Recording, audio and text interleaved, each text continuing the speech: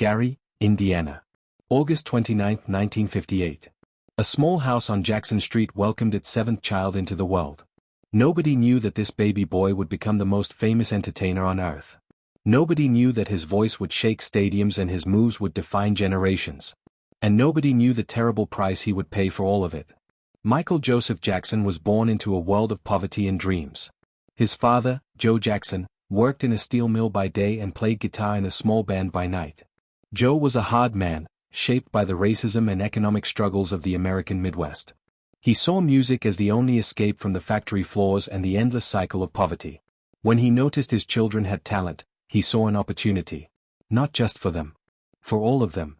The Jackson family home was small, cramped, and filled with noise. 9 children shared bedrooms, toys, and dreams. But Joe had a vision. He began training his sons with military precision. Rehearsals started after school and stretched late into the night. There were no excuses. No complaints allowed. If you missed a step, you paid for it. If you sang a wrong note, you remembered it. Joe believed that discipline created excellence, and he enforced that discipline with an iron fist.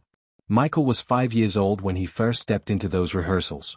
He was the youngest, the smallest, the one who had to prove himself. But when he opened his mouth to sing, something magical happened.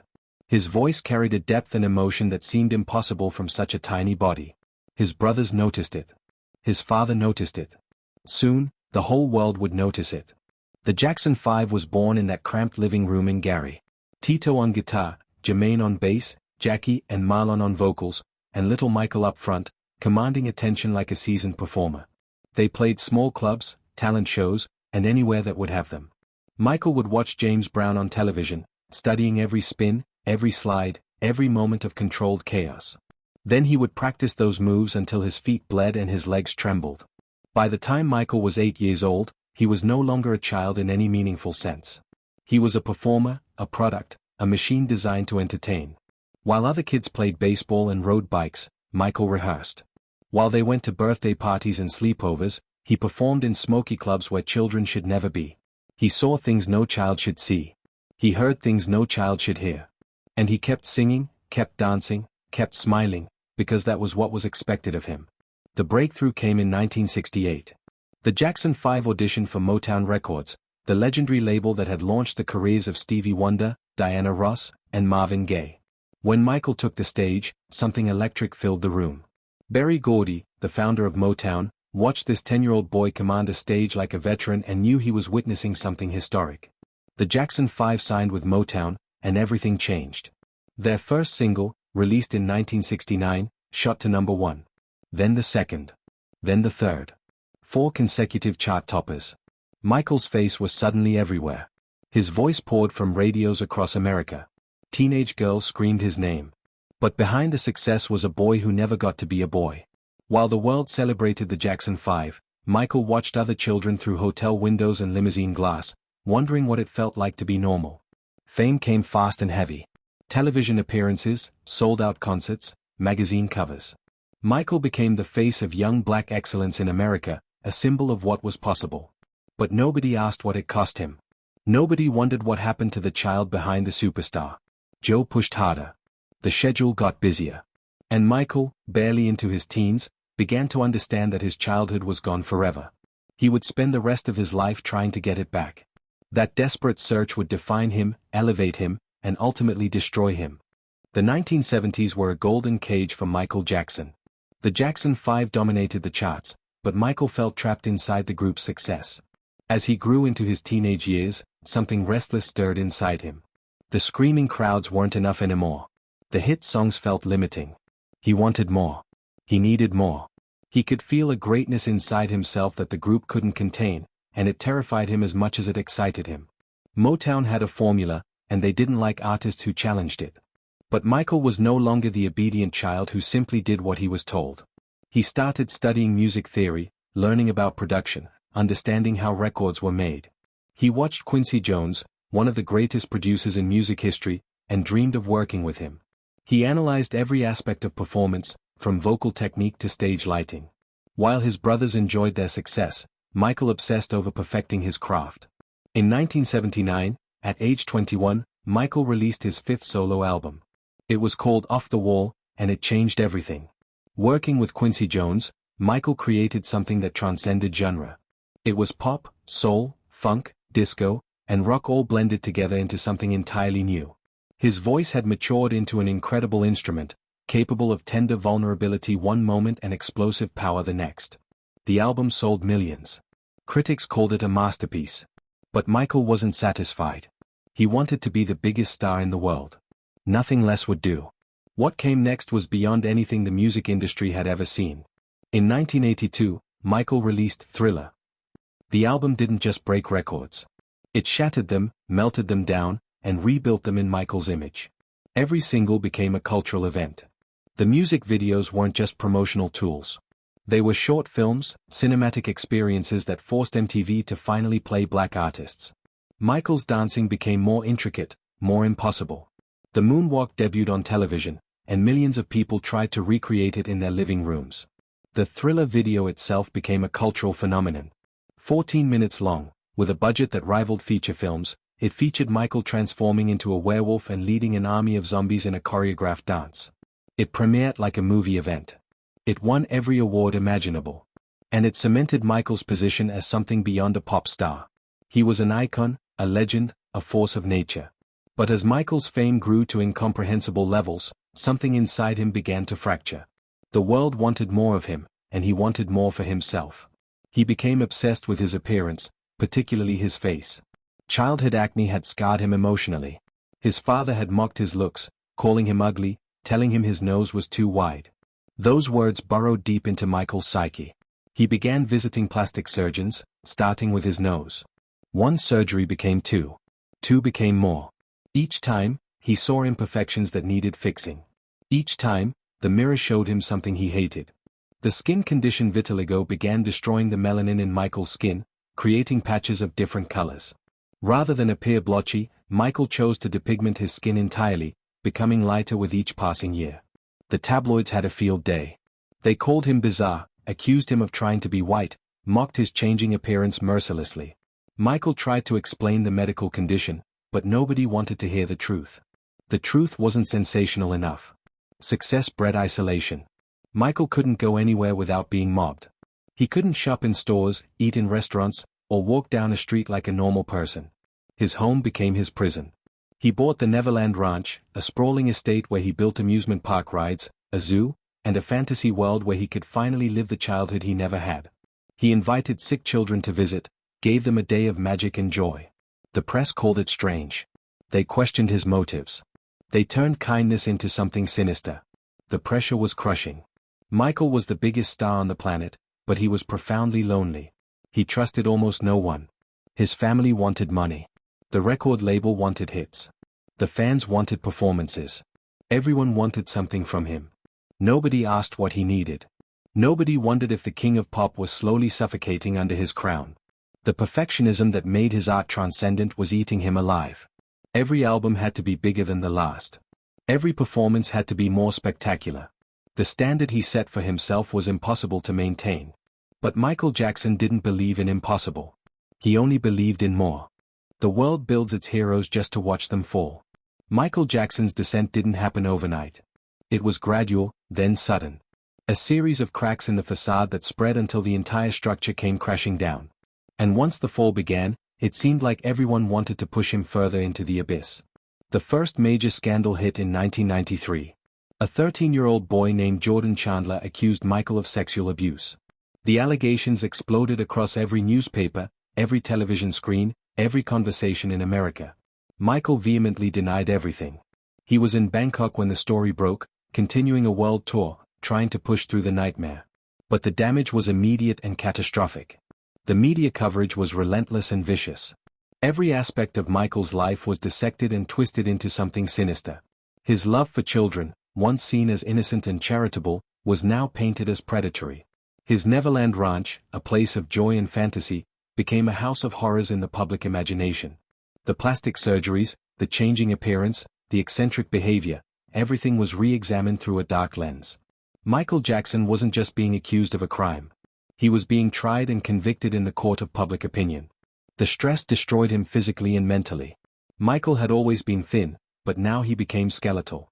His dependency on prescription medications, which began with legitimate pain management after a burn accident during a commercial shoot, spiraled into addiction. He used pills to sleep, pills to wake up, pills to perform, pills to escape the agony of existing in his own skin. The tour was cancelled.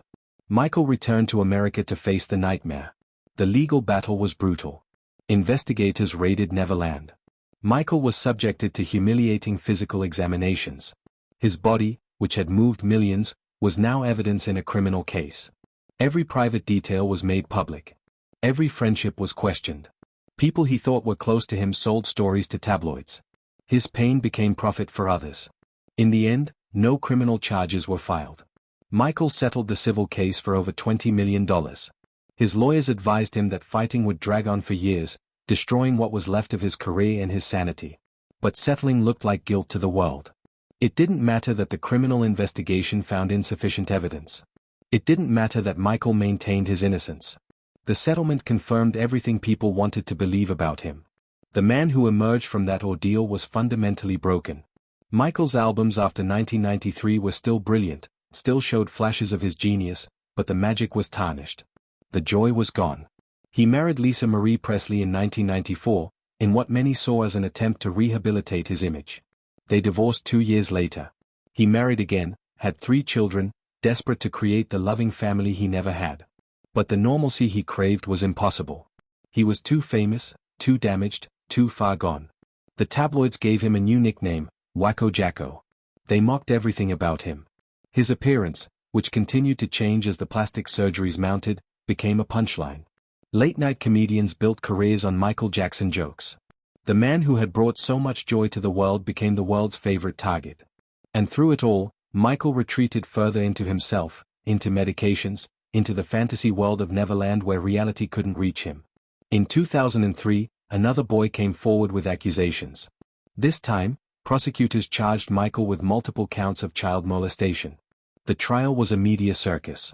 Cameras camped outside the courthouse. Every day of testimony was dissected on cable news. Michael arrived at court in pajamas one day because his back pain was so severe he could barely move. That image, the king of pop shuffling into court in pajamas, symbolized how far he had fallen. The trial lasted 5 months. The prosecution painted Michael as a predator who used his fame and wealth to manipulate children. The defense argued he was a gentle soul being destroyed by people seeking money. Michael's family sat behind him every day, a united front. But Michael himself seemed barely present, like a ghost of the performer who once commanded stages worldwide. In June 2005, the jury delivered their verdict. Not guilty on all counts. Michael was free. But freedom felt hollow. The trial had destroyed what little remained of his reputation. His finances were in ruins. Neverland, once his sanctuary, now felt contaminated by the accusations. He would never live there again. The place he built to recapture his childhood had become another crime scene in the public's mind. Michael left America, wandering between Bahrain, Ireland, and Las Vegas, a king without a kingdom. After the trial, Michael Jackson became a ghost. Not literally, not yet, but a shadow of the titan who once ruled the entertainment world. He left America, unable to face the country that had built him up and torn him down. He wandered the globe like a refugee from his own fame, staying in hotels, rented mansions, always moving, never settling, never finding peace. The financial collapse was staggering. Michael had earned hundreds of millions throughout his career, but his spending was even more spectacular. Neverland cost millions annually to maintain. The staff, the animals, the rides, all of it hemorrhaged money. He bought art and antiques compulsively. He supported an entourage of hangers-on who fed his delusions and emptied his bank accounts. The catalogue of Beatles songs he had brilliantly purchased in 1985 for $47 million was his most valuable asset, but even that was leveraged for loans he couldn't repay. By 2008, Michael was essentially bankrupt. The man who had generated billions for the music industry was drowning in debt. Neverland faced foreclosure. Collectors pursued him for unpaid bills. His life had become a desperate scramble for survival, completely divorced from the glory he once knew. He was 50 years old, still trying to live like a superstar without the income to support it. That's when AEG Live approached him with an offer. A series of concerts at London's O2 Arena. They called it This Is It. Originally planned as 10 shows, public demand pushed it to 50 concerts. 50 final performances. A comeback. A redemption. A chance to prove that Michael Jackson still mattered. He signed the contract. He needed the money. He needed the validation. He needed to feel like himself again. The rehearsals were grueling. Michael's body, ravaged by years of physical performances, plastic surgeries, and prescription drug abuse, struggled to keep up with his artistic vision. He was thin, frighteningly thin, his clothes hanging on a skeletal frame. But when the music played, flashes of the old Michael appeared. The voice, though weathered, still carried power. The moves, though slower, still had precision. He was fighting to reclaim his throne one last time. Behind the scenes, chaos reigned. Michael's insomnia was worse than ever. He couldn't sleep without powerful medications. His personal physician, Conrad Murray, was administering propofol, a surgical anesthetic, to help Michael sleep at night. This wasn't medicine. This was madness. Propofol is what hospitals use to knock patients unconscious for surgery. Using it in a home bedroom, without proper monitoring equipment, was criminally reckless. But Michael was desperate, and Murray was compliant. The pressure mounted as the concert dates approached. Michael was anxious about performing again, terrified of failing, of being judged, of confirming what the haters believed about him. He wanted the shows to be perfect. He demanded elaborate staging, cutting-edge technology, theatrical elements that had never been attempted in a concert setting. The production team worked around the clock. Everyone believed they were creating something historic. They had no idea they were building a memorial. Michael's children, Prince, Paris, and Blanket, knew a different father than the world saw. To them, he wasn't the king of pop. He wasn't Wacko Jacko. He was Daddy, the man who made them wear masks in public to protect their privacy, who played with them, who read them stories, who loved them fiercely. They saw his pain, his medication bottles, his sleepless nights. Paris, especially, understood that something was very wrong. June 24, 2009. Michael had a rehearsal that night. He seemed energized, more engaged than he had been in weeks. He performed several numbers with genuine enthusiasm. The director later said it was some of the best rehearsal footage they had captured. Michael left the arena around midnight, headed home to his rented mansion in Holmby Hills. He told his team he would see them tomorrow.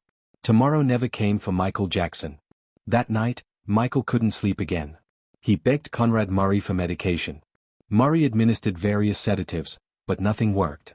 Finally, at approximately 10:40 in the morning on June 25, Murray gave Michael a dose of propofol. Then he left the room. When he returned, Michael wasn't breathing. His skin was cool. Murray panicked, called for help, began CPR. The paramedics arrived to find chaos. They worked on Michael at the house, then rushed him to UCLA Medical Center. Doctors tried everything. Nothing worked. At 2:26 in the afternoon, Michael Jackson was pronounced dead. The king of pop was gone. He was 50 years old. Outside the hospital, news crews assembled. The story spread like wildfire. Within minutes, the world knew. Social media platforms crashed from the traffic. Radio stations shifted to all Michael formats. People who had mocked him, who had called him a freak, who had celebrated his downfall, suddenly mourned. The outpouring was immediate and global. Millions wept for a man they had never met but who had soundtracked their lives. The death of Michael Jackson created a void in global culture that reverberated for months, years, forever. Within hours of the announcement, crowds gathered outside the UCLA Medical Center. Then outside the Staples Center. Then at his star on the Hollywood Walk of Fame. People came from everywhere, carrying flowers, candles, photographs, tears. They played his music on boom boxes and phones. They danced his moves through their grief.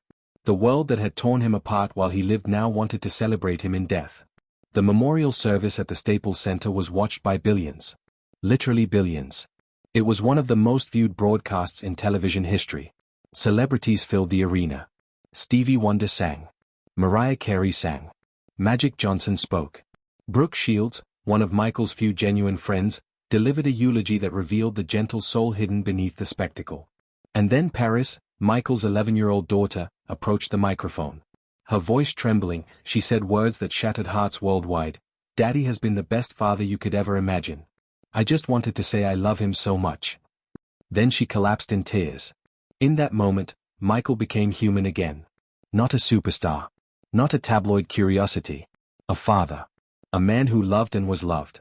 The investigation into his death quickly focused on Conrad Murray. The evidence was damning. Murray had been administering propofol for weeks. He had inadequate equipment to monitor Michael. He left his patient unattended. He delayed calling for help. In 2011, Murray was convicted of involuntary manslaughter and sentenced to 4 years in prison. He served 2. The punishment seemed inadequate for the magnitude of the loss. But Murray was just the final domino in a long chain of failures. The truth is, many people killed Michael Jackson. The media that hounded him relentlessly. The accusers, both legitimate and false, who destroyed his reputation. The hangers-on who encouraged his worst impulses. The enablers who provided medications without asking questions. The father who stole his childhood. The industry that chewed him up and spit him out. And Michael himself, whose perfectionism, insecurity, and desperation drove him to seek oblivion in a bottle. After his death, something remarkable happened. The music industry experienced what they called the Michael Jackson effect. His album sales exploded. Songs that had been forgotten climbed back up the charts. The This Is It rehearsal footage was compiled into a documentary that grossed over $260 million worldwide. Suddenly, everyone wanted a piece of Michael Jackson again. The estate that was bankrupt at his death became a money-printing machine, eventually earning billions.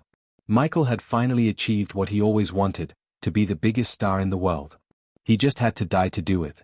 The accusations that plagued him in life didn't disappear. In 2019, a documentary called Leaving Neverland featured 2 men who had previously defended Michael but now accused him of childhood sexual abuse. The film was devastating, detailed, and emotionally brutal. It reignited debates about Michael's legacy. Can you separate the art from the artist? Should you? Radio stations pulled his music. His name was removed from awards. The cultural conversation split into camps, those who believed the accusers and those who insisted Michael was innocent.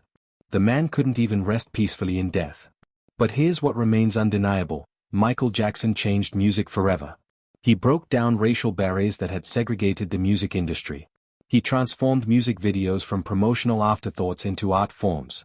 He set standards for live performance that artists still chase decades later. He used his platform to advocate for causes, raising hundreds of millions for charity. His humanitarian work, often overlooked, touched countless lives. The Heal the World Foundation. The support for terminally ill children. The scholarships and donations. Behind the spectacle was someone who genuinely wanted to make the world better. His children grew up without him. Prince, Paris, and Blanket had to navigate adolescence and adulthood with the weight of their father's legacy crushing down on them. Paris struggled deeply, attempting suicide in 2013. But she survived, found her voice, became an advocate for mental health. Prince stayed private, pursued film production, honored his father quietly. Blanket, now known as Bye Guy, retreated from the spotlight entirely. They carry Michael's blood, his DNA, his trauma, and his dreams. Today, when you hear the opening notes of certain songs, something primal happens. Feet start moving. Bodies start swaying. The music transcends generation, race, language. That's Michael's true immortality. Not the tabloid headlines. Not the controversies. The art. The pure, undeniable brilliance of his art. He gave everything for it. His childhood. His face. His sanity. His life. The question that haunts anyone who studies his story is simple and terrible: was it worth it? Michael Jackson wanted to be remembered forever. He achieved that goal. But the memory is complicated, stained by tragedy, controversy, and unanswered questions. He was a genius and a victim. A revolutionary and a cautionary tale. A man who made the impossible possible but couldn't save himself. His story doesn't offer easy lessons or comfortable conclusions. It's a mirror reflecting our culture's relationship with fame, talent, childhood, race, and humanity itself. We made him into a king, then watched as the crown crushed his skull. We're still watching, still debating, still trying to understand what happened to the boy from Gary, Indiana, who just wanted to dance and sing. The music plays on. The moonwalk lives forever. But Michael Jackson, the human being who created all of it, is gone. And we'll never see anyone like him again.